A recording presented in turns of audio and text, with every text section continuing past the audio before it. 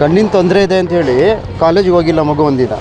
So college next day ಹೋದಾಗ ಯಾವ drops ಹಾಕ್ಕೊಂಡೆ, ಎಷ್ಟು ಹಾಕ್ಸ್ಕೊಂಡೆ, ಏನು ಬಾಟ್ಲು ಸುರ್ಕೊಂಡ್ಯಾ, ಏನು ಡ್ರಾಪ್ಸ್ ಹಾಕ್ಕೊಂಡೆ, ಅದು ಏನು ಇದೆ ಅದರಲ್ಲಿ ಏನಿತ್ತು ಔಷಧಿ, ಅದು ಹೆಂಗೆ ಹಾಕ್ಕೊಂಡು ಯಾಕೆ ನೋವು ಬಂತು, ಈ ಥರ ಎಲ್ಲರಿದ್ರಿಗೂ ಮೆಡಿಕಲ್ ಓದ್ತಿರೋಂಥ ಮಕ್ಕಳಿಗೆ ಈ ಥರ ಟಾರ್ಚರ್ ಮಾಡಿದಾಗ ಏನೋ ಚಿಕ್ಕ ಮಕ್ಕಳೇ ಕೇಳೋದಿಲ್ಲ. ಮಕ್ಕಳು ಅಷ್ಟು ಹರ್ಟ್ ಆಗುತ್ತೆ ಈಗಿನ ಮಾರ್ಗದಲ್ಲಿ. ಮೆಡಿಕಲ್ ಓದ್ತಿರೋ ಮಕ್ಕಳಿಗೆ ಹರ್ಟ್ ಮಾಡಿದ್ರೆ ಅವ್ರಿಗೆ ಎಲ್ಲರಿದ್ರಿಗೂ ಶೇಮ್ ಆದಾಗ ಹೆಂಗಿರ್ಲಿಕ್ಕಾಗುತ್ತೆ. ಯಾವಾಗಲೂ ಆ ಥರ ಮಾಡಿದ್ರು. ಸೆಮಿನಾರ್ಗೆ ಅಟೆಂಡ್ ಮಾಡೋಕ್ಕೆ ಚಾನ್ಸ್ ಕೊಟ್ಟಿಲ್ಲ ಅವ್ರಿಗೆ. ಯಾರು ಲೆಕ್ಚರರ್ ಯಾರು ಅವ್ರಿಗೆ ಗೊತ್ತಾಗಿಲ್ಲ ಅವ್ರಿಗೆ ಡಿಪಾರ್ಟ್ಮೆಂಟಲ್ಲಿ. ಯಾಕೆಂದರೆ ನಾವು ವಿಷಯ ತಿಳ್ಕೊಂಡಿರೋದು ಇದನ್ನು. ಬಟ್ ಪರ್ಟಿಕ್ಯುಲರಾಗಿ ಎಲ್ಲ ಸ್ಟೂಡೆಂಟ್ಸ್ ಅವ್ರು ಪರವಾಗಿದ್ದಾರೆ, ಎಲ್ಲ ಬಂದಿದ್ದಾರೆ, ಅವ್ರಿಗೆ ಗೊತ್ತಿರುತ್ತೆ ಯಾರು ಅಂತ ಹೇಳ್ಬಿಟ್ಟು ಅದನ್ನು ಕೇಳ್ಕೊಂಡು ಕುಲಂಕುಷವಾಗಿ ಈ ರೀತಿ ಅನ್ಯಾಯ ಯಾವ ಮಕ್ಕಳಿಗೂ ಯಾವ ವಿದ್ಯಾರ್ಥಿಗೂ ಆಗಬಾರ್ದು.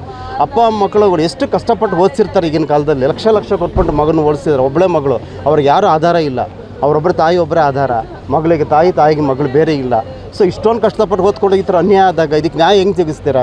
ಯಾರು ಸಿಗಲೇಬೇಕು ನ್ಯಾಯ. ದಯವಿಟ್ಟು ನ್ಯಾಯ ಕೊಡಿಸಿ ಇದಕ್ಕೆ. ಈ ಥರ ಇಷ್ಟೊಂದು ಅನ್ಯಾಯ ಯಾರಿಗೂ ಆಗಬಾರ್ದು ಪ್ರಪಂಚದಲ್ಲಿ. ಸೆಮಿನಾರ್ ಯಾಕೆ ಅವ್ರಿಗೆ ಅಟೆಂಡ್ ಮಾಡೋಕ್ಕೆ ಬಿಟ್ಟಿಲ್ಲ? ಅದು ಇದೇ ಚಿಕ್ಕ ಚಿಕ್ಕ ವಿಷಯಗಳಿಗೇನೆ ತುಂಬ ಕಿರಿಕ್ ಮಾಡ್ತಾಯಿದ್ರು. ಈ ಸಣ್ಣ ಸಣ್ಣ ವಿಷಯಕ್ಕೇನೆ ಈ ಥರ ಎಲ್ಲ ಮಾಡಬಾರ್ದು. ಆ ಥರ ಪ್ರಾಬ್ಲಮ್ ಇದ್ದಾಗ ಪೇರೆಂಟ್ಸಿಗೆ ನಂಬರ್ಸ್ ಇರುತ್ತೆ, ಅವ್ರಿಗೆ ಕಾಂಟ್ಯಾಕ್ಟ್ ಮಾಡಬೇಕು, ಪೇರೆಂಟ್ಸ್ನ ಕರೆಸಬೇಕು, ಡಿಸ್ಕಷನ್ ಮಾಡಬೇಕು, ಕನ್ವಿನ್ಸ್ ಮಾಡಬೇಕು. ಅದು ಬಿಟ್ಬಿಟ್ಟು ಏಕಾಏಕಿ ಎಲ್ಲರಿದ್ರಿಗೆ ಅವಮಾನ ಮಾಡಿದ್ರೆ ಈಗಿನ ಕಾಲದಲ್ಲಿ ಸರಿ ಇರುತ್ತೆ? ಮಕ್ಕಳು ಒಪ್ಕೊಳ್ತಾರ? ಅವ್ರಿಗೆ ತುಂಬ ಹರ್ಟ್ ಆಗಿದೆ, ಅನ್ಯಾಯ ಆಗಿದೆ. ಈಗ ಅವ್ರ ಜೀವ ಕಳ್ಕೊಂಡು ಮಗಳು, ಅವ್ರ ತಾಯಿಗೆ ಯಾರು ಹೊಣೆ? ನೋಡ್ಕೊಳ್ಳೋರು ಯಾರು? ಅದಕ್ಕೆ ಆ ಜೀವಕ್ಕೆ ಎಷ್ಟು ಬೆಲೆ ಇದೆ? ಏನು ಮಾಡಬೇಕು? ಅಂದರೆ ಈ ಸಾವಿಗೆ ಕಾಲೇಜು ಆಡಳಿತ ಮಂಡಳಿ ಕಾರಣ ಈಗ ಖಂಡಿತವಾಗ್ಲೂ ಅದನ್ನು ಹೇಳ್ತಾ ಇದ್ದಿಲ್ಲ. ಅವ್ರ ತಾಯಿನೇ ಹೇಳ್ತಿದ್ದಾರೆ ಅವ್ರ ಕಡೆಯಿಂದ ಇದನ್ನು ಆಗಿದೆ ಅಂತ ಹೇಳ್ಬಿಟ್ಟು. ಸಾಕ್ಷಿಗೆ ಎಲ್ಲ ಸ್ಟೂಡೆಂಟ್ಸ್ ಇದ್ದಾರೆ, ಎಲ್ಲರೂ ಬಂದಿದ್ದಾರೆ. ಹೌದು ನಾವು ಇದ್ದೀವಿ, ಬಟ್ ಡೈರೆಕ್ಟಾಗಿ ಹೇಳಲಿಕ್ಕೆ ಆಗ್ತಾಯಿಲ್ಲ, ನಮಗೂ ಭಯ ಇದೆ, ಕಾಲೇಜ್ ಸರಿ ಇಲ್ಲ, ಇಷ್ಟೊಂದು ಟಾರ್ಚರ್ ಕೊಡ್ತಾರೆ ಅಂತ ಹೇಳ್ಬಿಟ್ಟು ಅವ್ರು ಕೂಡ ಹೇಳ್ತಾ ಇದ್ದಾರೆ. ಇದು ತುಂಬ ಅನ್ಯಾಯವಾದ ವಿಷಯ ಇದು.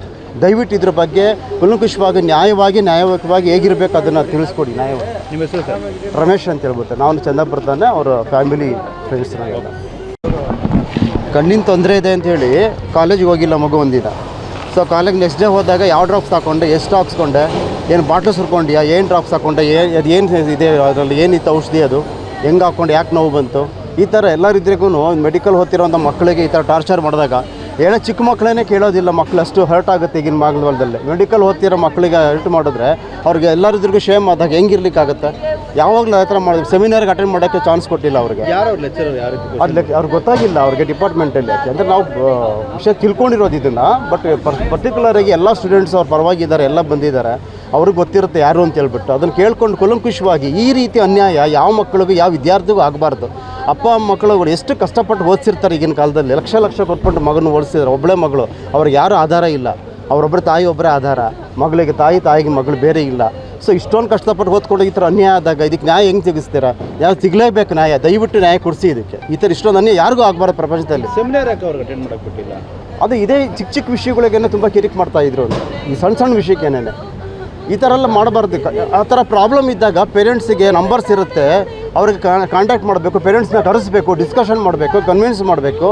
ಅದು ಬಿಟ್ಬಿಟ್ಟು ಏಕಾಏಕಿ ಎಲ್ಲರಿದ್ರಿಗೆ ಅವಮಾನ ಮಾಡಿದ್ರೆ ಈಗಿನ ಕಾಲದಲ್ಲಿ ಸರಿ ಇರುತ್ತೆ? ಮಕ್ಕಳು ಒಪ್ಕೊಳ್ತಾರ? ಅವ್ರಿಗೆ ತುಂಬ ಹರ್ಟ್ ಆಗಿದೆ, ಅನ್ಯಾಯ ಆಗಿದೆ. ಈಗ ಅವ್ರ ಜೀವ ಕಳ್ಕೊಂಡು ಮಗಳು, ಅವ್ರ ತಾಯಿಗೆ ಯಾರು ಹೊಣೆ? ನೋಡ್ಕೊಳ್ಳೋರು ಯಾರು? ಅದಕ್ಕೆ ಆ ಜೀವಕ್ಕೆ ಎಷ್ಟು ಬೆಲೆ ಇದೆ? ಏನು ಮಾಡಬೇಕು? ಅಂದರೆ ಈ ಸಾವಿಗೆ ಕಾಲೇಜು ಆಡಳಿತ ಮಂಡಳಿ ಕಾರಣ ಈಗ ಖಂಡಿತವಾಗ್ಲೂ ಅದನ್ನು ಹೇಳ್ತಾ ಇದ್ದಿಲ್ಲ. ಅವ್ರ ತಾಯಿನೇ ಹೇಳ್ತಿದ್ದಾರೆ ಅವ್ರ ಕಡೆಯಿಂದ ಇದನ್ನು ಆಗಿದೆ ಅಂತ ಹೇಳ್ಬಿಟ್ಟು. ಸಾಕ್ಷಿಗೆ ಎಲ್ಲ ಸ್ಟೂಡೆಂಟ್ಸ್ ಇದ್ದಾರೆ, ಎಲ್ಲರೂ ಬಂದಿದ್ದಾರೆ. ಹೌದು ನಾವು ಇದ್ದೀವಿ, ಬಟ್ ಡೈರೆಕ್ಟಾಗಿ ಹೇಳಲಿಕ್ಕೆ ಆಗ್ತಾಯಿಲ್ಲ, ನಮಗೂ ಭಯ ಇದೆ, ಕಾಲೇಜ್ ಸರಿ ಇಲ್ಲ, ಇಷ್ಟೊಂದು ಟಾರ್ಚರ್ ಕೊಡ್ತಾರೆ ಅಂತ ಹೇಳ್ಬಿಟ್ಟು ಅವ್ರು ಕೂಡ ಹೇಳ್ತಾ ಇದ್ದಾರೆ. ಇದು ತುಂಬ ಅನ್ಯಾಯವಾದ ವಿಷಯ ಇದು. ದಯವಿಟ್ಟು ಇದ್ರ ಬಗ್ಗೆ ಕುಲಂಕುಷವಾಗಿ ನ್ಯಾಯಯುತವಾಗಿ ಹೇಗಿರಬೇಕು ಅದನ್ನು ತಿಳಿಸ್ಕೊಡಿ. ನ್ಯಾಯವಾಗಿ. ನಿಮ್ಮ ಹೆಸರು ಸರ್? ರಮೇಶ್ ಅಂತ ಹೇಳ್ಬಿಟ್ಟು. ನಾವು ಚಂದಾಪುರದಾನೆ, ಅವರ ಫ್ಯಾಮಿಲಿ ಫ್ರೆಂಡ್ಸ್.